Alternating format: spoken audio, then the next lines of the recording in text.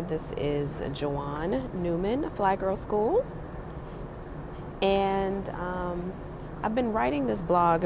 Everybody's been having these questions about me going to Cuba. So I just came back a couple of days ago from a trip to Havana where I actually spent by myself. And I've been working on this blog and I've been typing and I have all this information. I thought it might be easier to just do this video as opposed to type all the information and write about it, because it's just easier to just talk straight out. So I was in Havana for 5 days, and this was my first solo trip. I've been out of the country before, but all the other trips that I've been on, for example, when I visited Paris, I was there with my daughter because she was living there.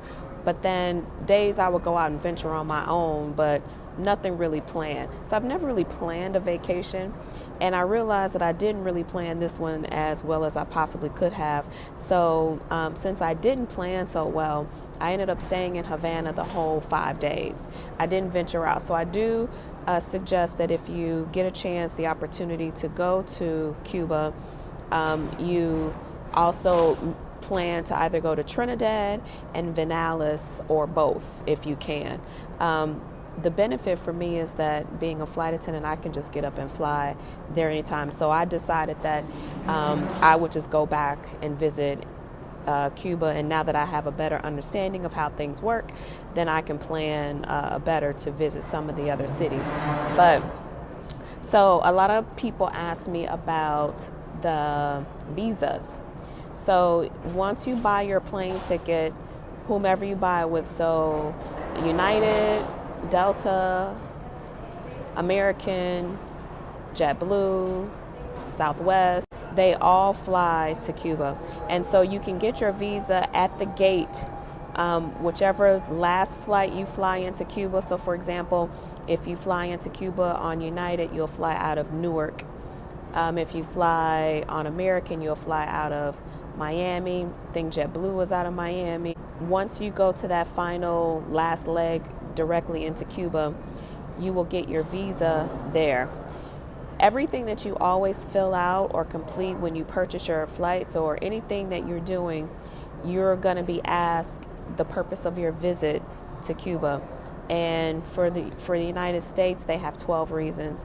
And most people and things that I had read is that support of the Cuban people is more than likely the best option to select, and with that means that the Treasury Department can audit you at any time. So I read that, within that time, like 5 years, you should probably keep your receipts. I think I made a list of stuff that people ask me. And I have the list right here. Where to stay. So hotels can be fairly expensive depending on how much you want to spend.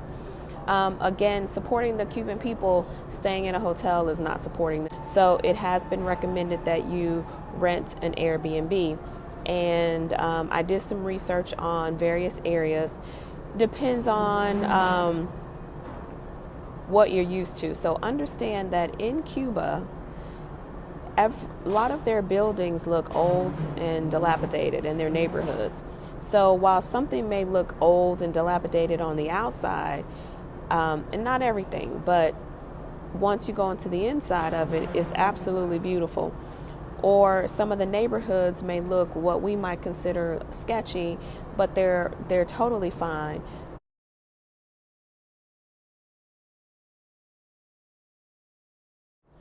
The neighborhoods and all that, they have these little suburbs. So old Havana is old. The buildings look old. You can rent down there, but just understand that the streets are small. Everything looks old. Everything is dirty.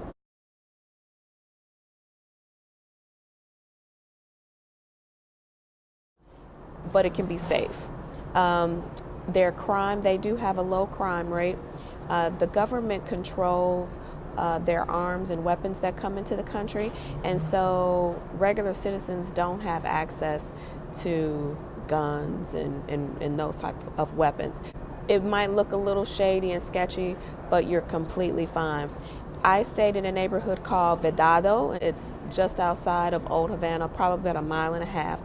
I picked that place because people said that, or things that I've read, people said that it was a very safe neighborhood, especially since I was traveling by myself. And contacting various tour guides and just different people that I was talking to that actually live in Cuba suggested that I stay there. Another neighborhood is called Miramar, and Miramar is a more upscale suburb, and so their rents there were a little bit higher than they were in Verdado. So depending on what you're looking for, that's another great place to stay. You can also, which I didn't think about this, but I was talking to a fellow traveler that I met over there. What he did was he said that he looked at some of the top hotels, like Malia Cohiba is a hotel there, Hotel Riviera. It's called Riviera Havana.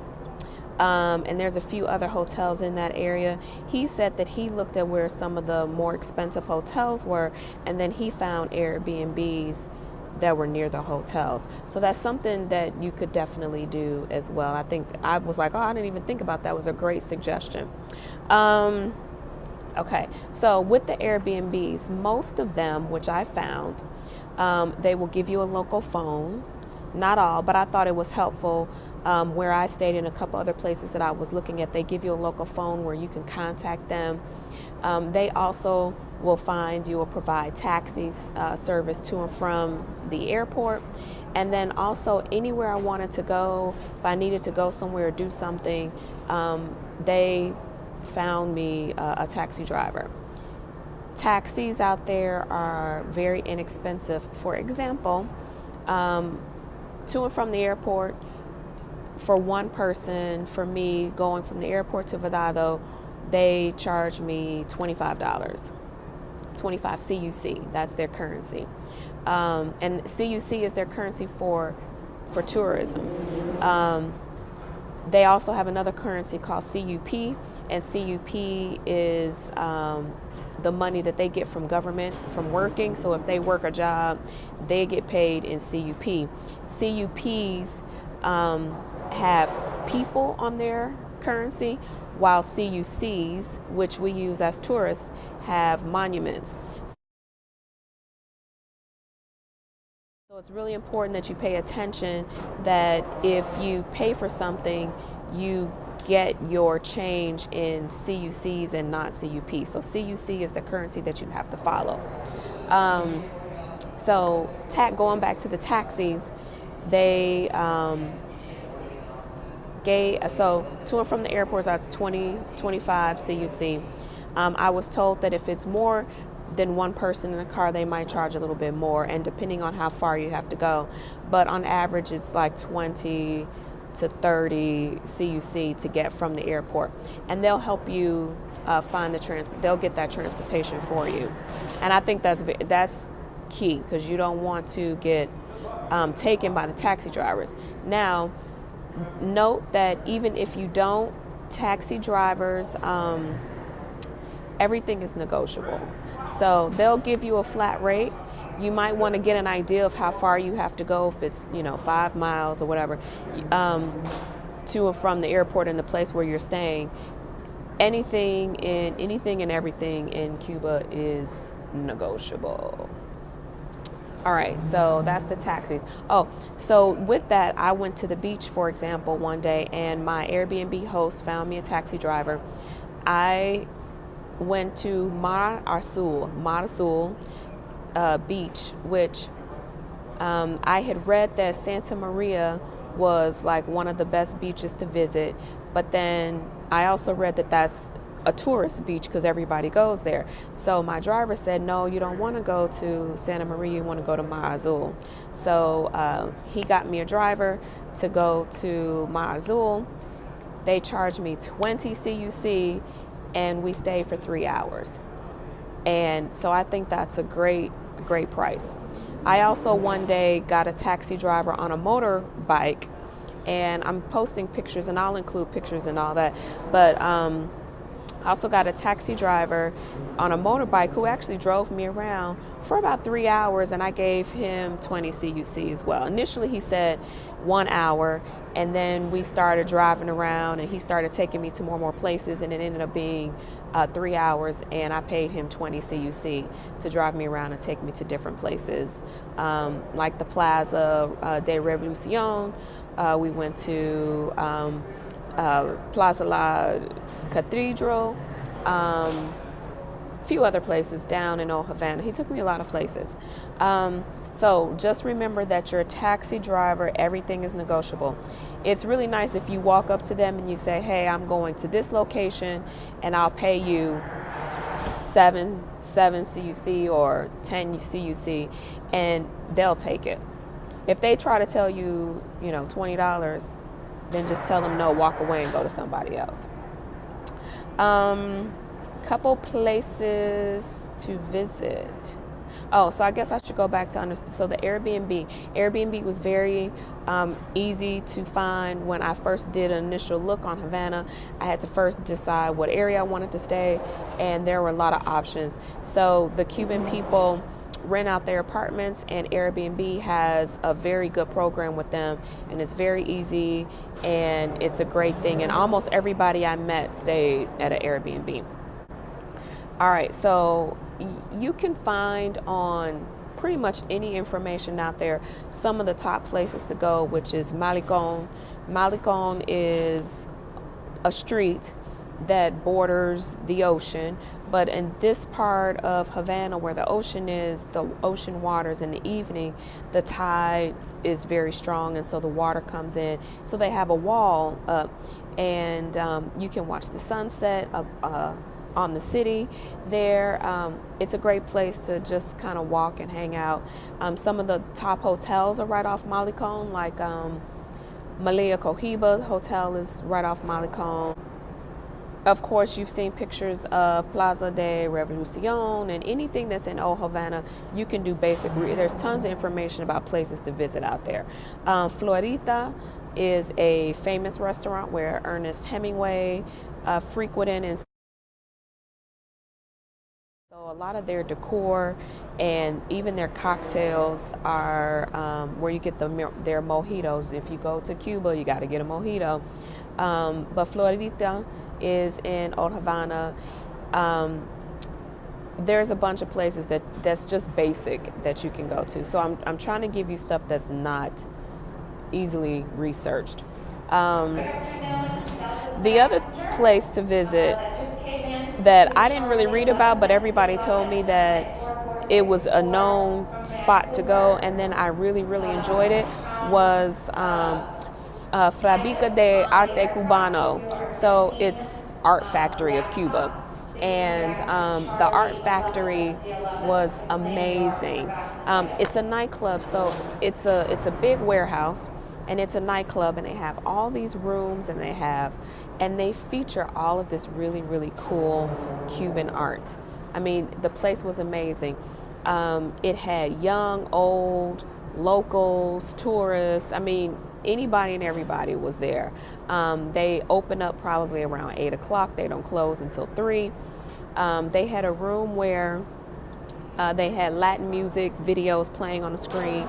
They had another room where there was more pop music playing on the screen. They had another room where there was an actual DJ where he was playing a variety of music, from Latin to American to pop to just all kinds of music. And then eventually at some point of the evening, the DJ changed and went to a different room, and then this room where he was, they had a live band playing. So I'm really into live music and all that.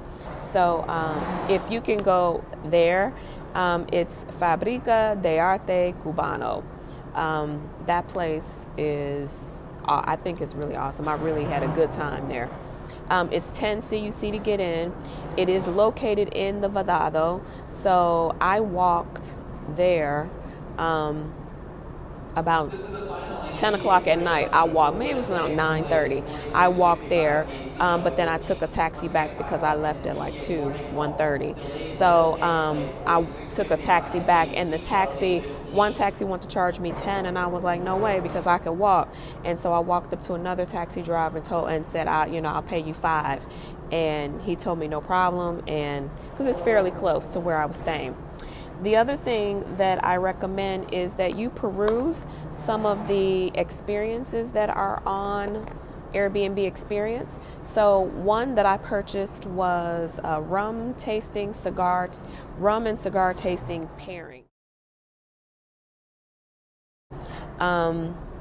It was held at Rio Mar, which is a restaurant in Myanmar, and they gave me a Trinidad cigar, and then I got to taste some of the top of the line rums, and then I also had a tapas meal, and then after that I met someone that I met online, and she and I ended up having dinner there after that.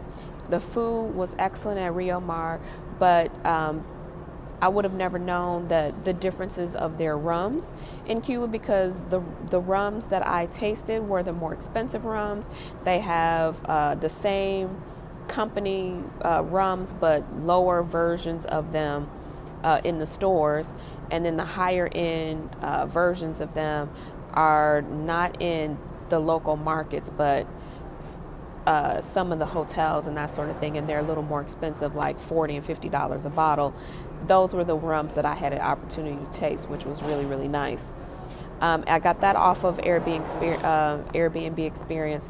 I also got off of Airbnb Experience a salsa lesson, and with the salsa lesson, somebody's asking me for a pen.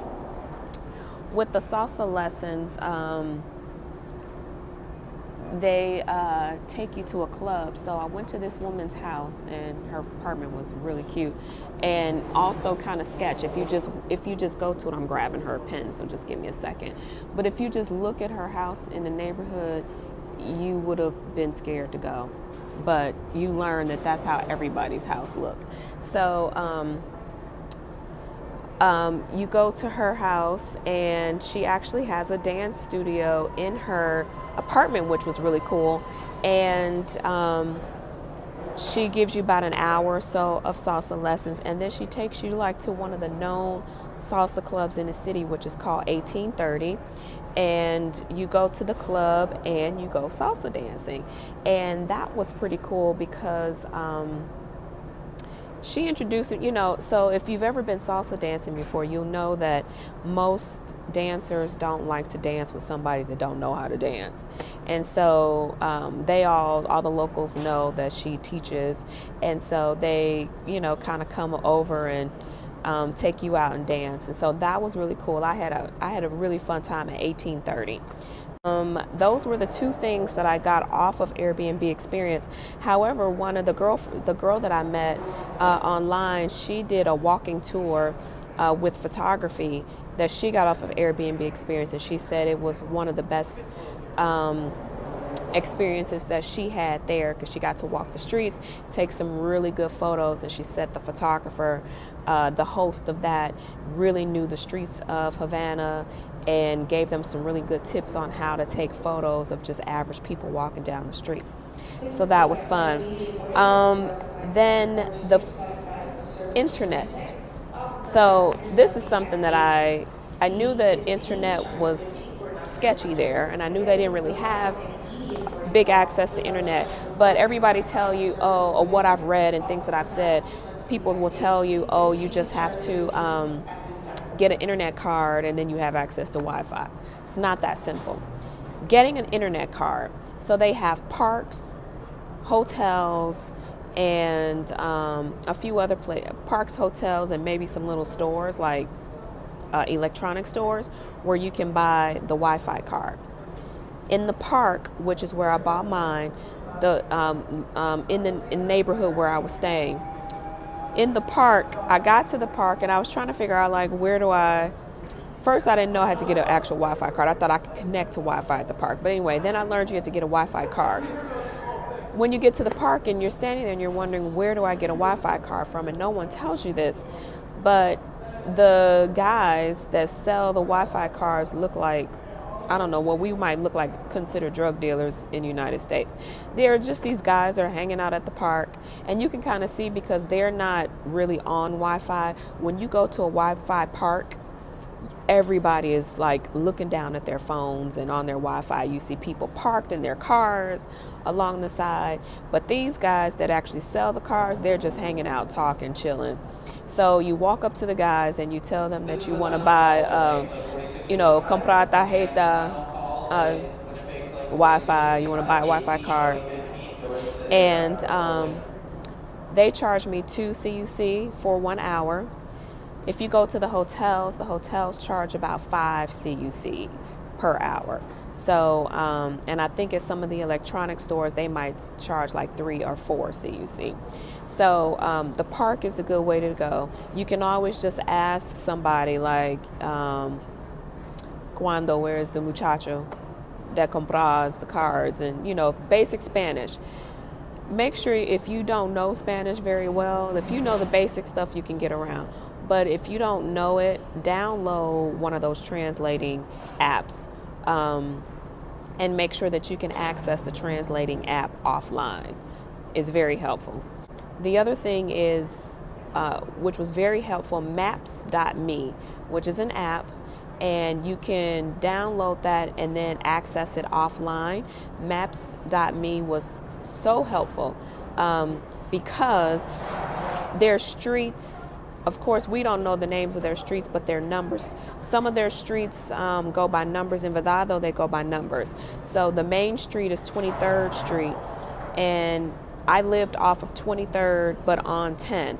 So when I tell a taxi that I'm going to my house, I wouldn't give them I would tell them on 10, on 10, entre, between 23, 23rd, y 21. Going back to the visas and all that, and each time that you fill something out, like when you list if for your Airbnb, it'll ask you your reason. You have to list your reason. Support the Cuban people. When you fill out your visa information, it'll ask support the Cuban people. Anything that you purchase off Airbnb, like any one of those experiences, it'll ask you why are you going. So each time, make sure you are consistent with your response. And food.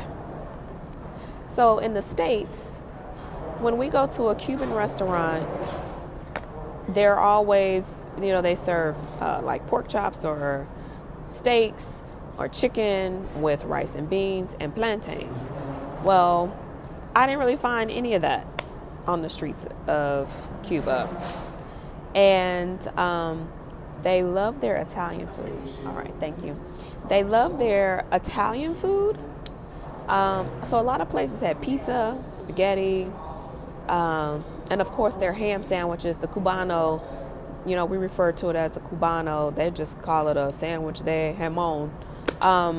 So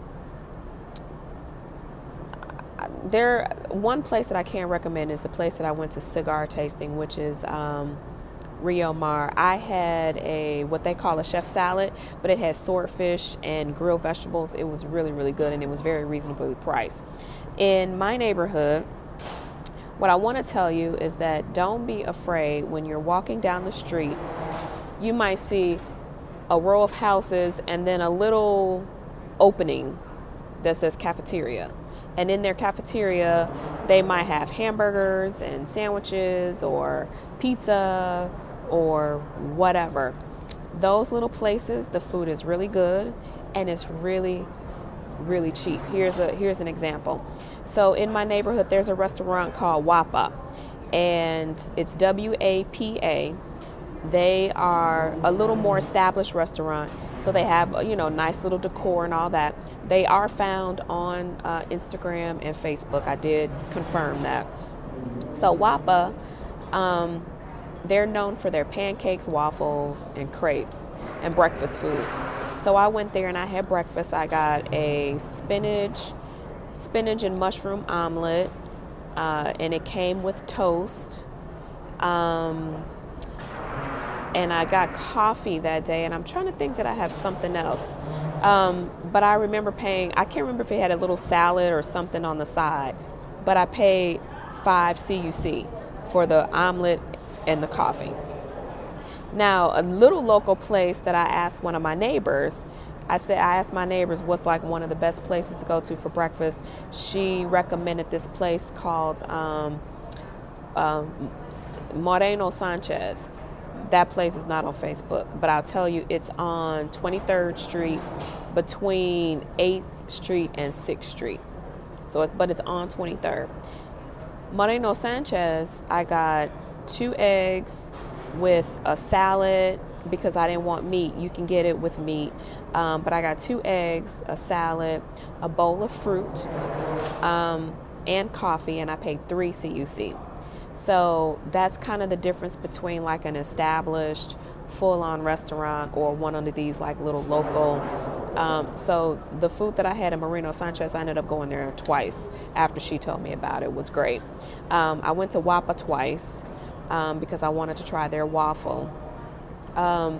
Another place in our neighborhood, which I posted on Facebook a picture and someone recognized the decor. The place is called El Vampirito. El Vampirito. And El Vampirito has hamburgers and spaghetti and pizza, and everything that they have is probably like 5 CUC. My other flight attendant that I'm working with, she just walked by, so she's standing here. So about 5 CUC. El Vampirito, their food is good, very reasonable, and it's also in Vedado. And Vampirito is on 14th, 10, 12, 14. It's on 4th Street. I can't remember now. I'll have to add that in later. I can't remember. And it's on my phone. I have it on my phone exactly where it is. Oh, wait. I might have put it on my notes. Let's see. El Vampirito is on 6th Street between 19 and 21. So, I think that's it. Besides the main touristy, you can do the research on the main stuff. Like I said, Florita, any place downtown, Old Havana, you can just do. But I'm trying to give you some extra stuff that's not down there. Rio Mar, I really suggest for a really nice dinner. So I hope this was very helpful for you. And I'm going to try to edit this and maybe throw some pictures in between. I don't know how to edit. So if somebody can tell me how to edit and show me how to maybe throw some pictures in between all of this on the voiceovers, I might be able to do that. But I'm going to post this for now because a lot of people have been asking me, and I know some people that are going to Cuba next week. The one thing that I want to say is that we always hear on the news how Cuba is just so bad.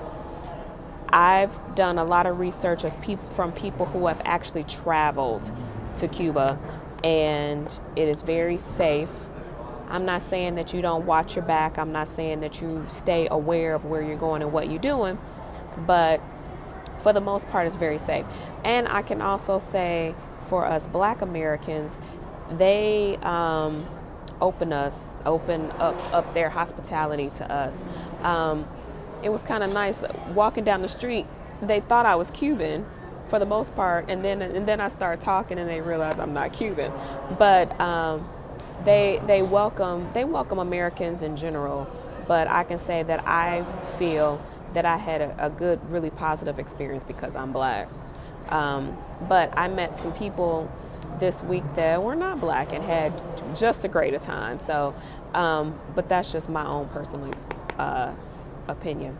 So anyway, I hope that was helpful. If you have any other questions, let me know and I will provide as much info that I possibly can, all right? This is Jawan Newman, FlyGirl School, JawanNewman.com, FlyGirl School on Facebook, and FlyGirl School on Instagram.